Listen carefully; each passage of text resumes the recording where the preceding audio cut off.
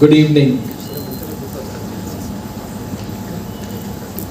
Thank you for hosting this wonderful event.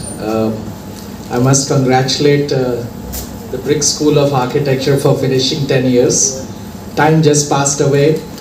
We didn't even realize that Pooja's baby is 10 years old. So it's a wonderful journey. I'm very happy to note that my friend Pooja, now I should call her Dr. Pooja, and I must say that she has become a doctor first than you did. It took you almost 81 years to become a doctor. So, Pooja, you have groomed your institution very well. I'm extremely happy to note Girish is sitting over here. I even saw the drawings before it went onto the ground. Girish is a very talented senior veteran architect who has produced some wonderful works. I think what is very important is that he's created an institution, a school of architecture which is unmatched. Definitely in Maharashtra there is no school which is as beautiful as Brick School of Architecture. And I hope all of you And I hope you all realize that you're studying in the most beautiful campus, definitely in this part of the country. I have known Dr. Purva Keskar for, I think, decades now, in her earlier avatars and the present avatar. And she's been always been a friend and a guide, and somebody who we can bounce ideas with. I think under her leadership, she has groomed the institution into a fine institution which has produced excellent students, academic records, and a kind of a journey for all of you to take. In fact, one of the students who was supposed to join me, who's actually from Brick School of Architecture, he just sent a message to me that, like, sir, I can't come because the Air India simulation meeting has shifted to tomorrow, so I have to work. But I really appreciate that he actually could tell me. Now, who was the one who came to me yesterday and said, sir, can I take off half day and then come to the program? I said, you don't need to take off. Come over anyway, make it as a part of your learning experience. But he sent me a message that I just can't come. Well, that is also in absentia. This boy, this young man, he's demonstrating the values that all of you as teachers have inculcated in him of professionalism. So, in his absentia, I shall say that, like, I celebrate. I'm sure some of the people who have not been able to fill up the seats are also in absentia doing something more meaningful. Huh? Somewhere they must be striking a chord, somewhere they must be in isolation, thinking about life, pondering about something. Who knows, they could be in love or they could be in sadness, but somewhere they are there and we have not forgotten. Now the next thing is that, yes, I think Madhuri Thai, she's a dynamic lady. She's been a kind of a role model for many people who have turned her struggles into success. She's turned her inhibitions into assets. We have missed her in our China trip, but I must promise we should make it sooner now again. And you've been a guide to us. You have created an atmosphere for students of architecture, for your faculty to kind of think about beyond just architecture. As Pooja mentioned, that architecture, the way it is taught in Brick School, is not a singular subject. It's a multidisciplinary subject, and it kind of absorbs from the osmotic process everything that happens in the form of culture that we know. Now, coming to the main point, I'm asked to talk about the connection between arts. I call it art, and not art, I call it arts because I want to make it plural and not singular. Arts and architecture.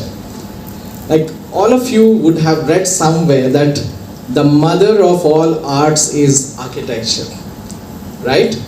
Now, That's a very strong statement, because architecture has the power to encapsulate every other form of art. I mean, if the building is beautiful, the musician loves to perform. You have to have great galleries to demonstrate art which is hanging in the walls. You have to have fantastic sets to create wonderful films. So architecture plays an extremely important role in all other forms of arts, and they are all interdependent, and they are all like symbiotically living together, and they're all like, you know, gaining from each other. So I think when you as students are studying this subject, you must understand that architecture cannot be like isolated as a subject of just architecture. It has a greater responsibility towards other arts also. Now, if you know that Christopher Benninger has recently been conferred the honorary doctorate from CEPT University. CEPT itself has finished more than, I think, 60 or 65 years of being there. And this is the first time they have honored a professional with a doctorate, which is a very big thing. There are many universities in this country who are honoring various kind of professionals. But an honor coming from one of the avant-garde colleges of architecture in India, it is a kind of a matter of pride. And when it happens to somebody who is from our city, I think it is doubly important to recognize there must be something important about this person. Although any amount of talk that I can do about Professor Christopher Benninger in this moment is less, but his contribution to the field of architecture in the progress of both the theory and the practice is unmeasurable. Almost 6 decades of continual expansion of his ideas about architecture, implementing them in his projects is not very easy. Even today, he gets very restless if he's not in the office working, and he always tells, Ram, why do you accept these all events? I have to finish my drawing works. So that is the kind of restlessness that he shows in practicing his profession. One day, I would want you to take this inspiration from him, that there is no age. There are a lot of people who actually kind of practice their profession or practice architecture in much later years. So when some people come to me and they say that I'm going to work till 60 and then I'm going to retire and enjoy life, I think that's very wrong. I think you should enjoy every single day of your life and work till the time you are no more over here. And that is the way one should kind of celebrate the profession that you have been bestowed upon. One more important thing that I would like to share with you. Just a few days back, I've not announced to anybody yet, just a few days back, Christopher was honored with the Indian Institute of Architects Gold Medal this year, which will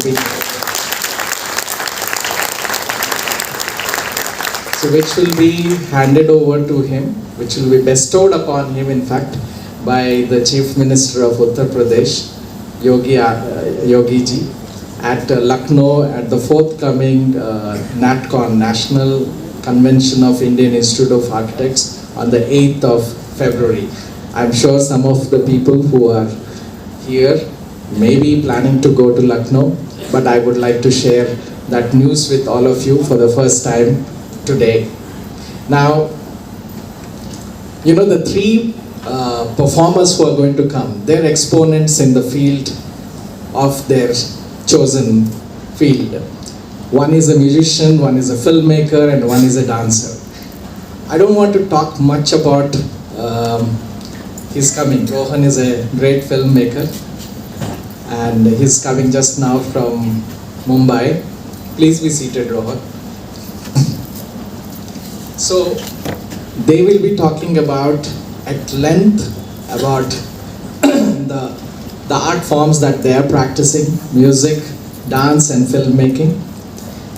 But to not bore you and take much of your time, I would like to end my talk with a small it's a folk tale. How do I put it? Let's call it a folk story.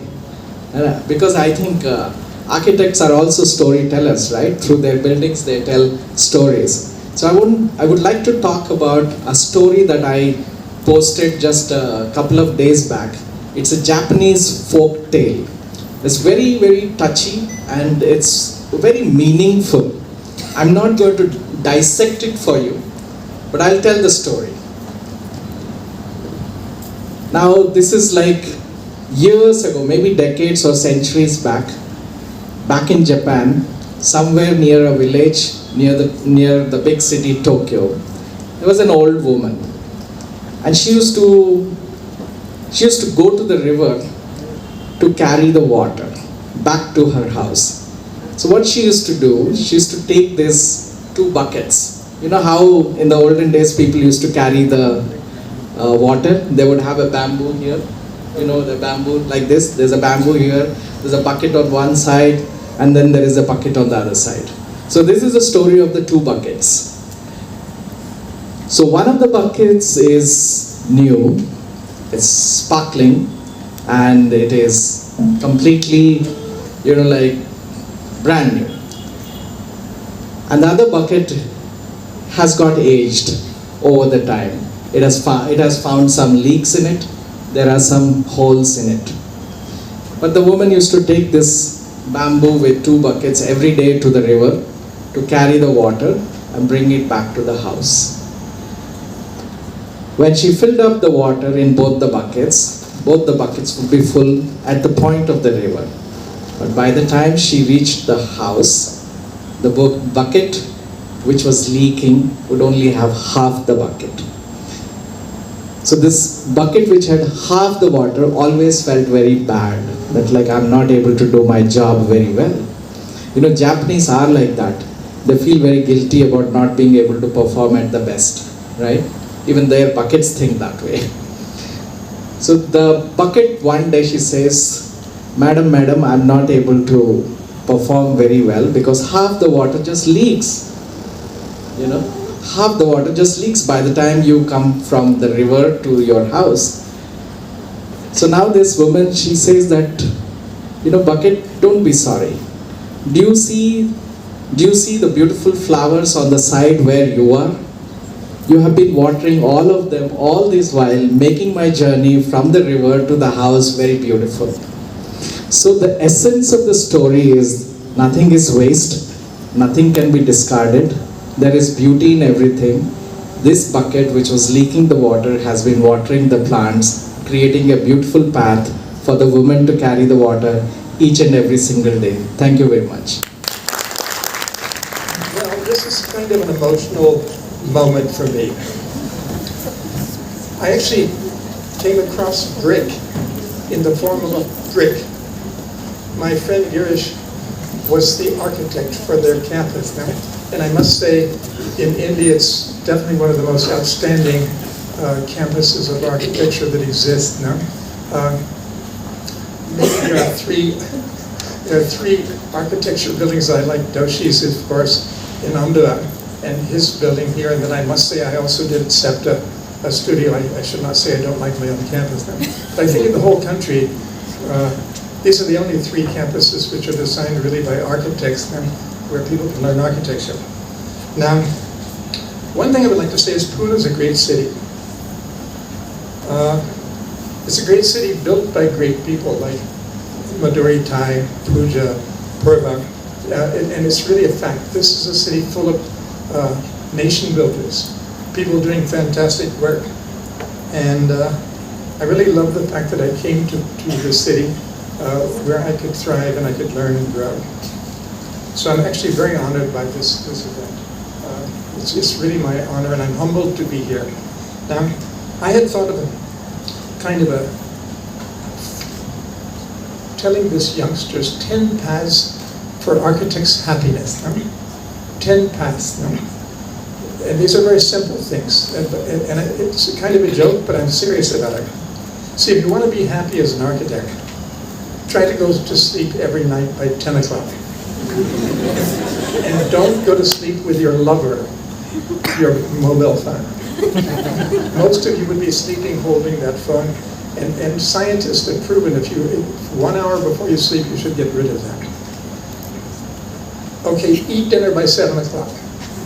These are serious things I'm telling you. You'll have a much happier and healthier life if you do this. No? Cut down on your alcohol. Now, of course, none of you drink, but let me tell you something. Some years ago, the Vice Chancellor of the Gandhi Vidyapith, Jansam Oza, he came to me in Pune, and we were walking around CDSA, and I said, we have a lot of symposiums here. And he said, oh, we also have a lot of symposiums at Gandhi Vidyapith. And I said, sir, excuse me, but in your life, in the history of Gandhi Vidyapith, you've never had one symposium. He said, of course we've had symposiums. And because I said, come, there's an Oxford dictionary lying on my desk. The definition of symposium is a drinking party at which ideas are discussed. So we look forward to the break. And that's what the symposium is actually. And there's even a book by Plato called Symposium where he uses this. No? So cut down on your alcohol, except at symposiums. No? Spend more time with your family. You know, a lot of architects, they're in the studio all the time, and when they finish their studio, they go meet all their friends, their architect friends, and they don't spend time with their families. No? I think it's a serious problem. No? Then,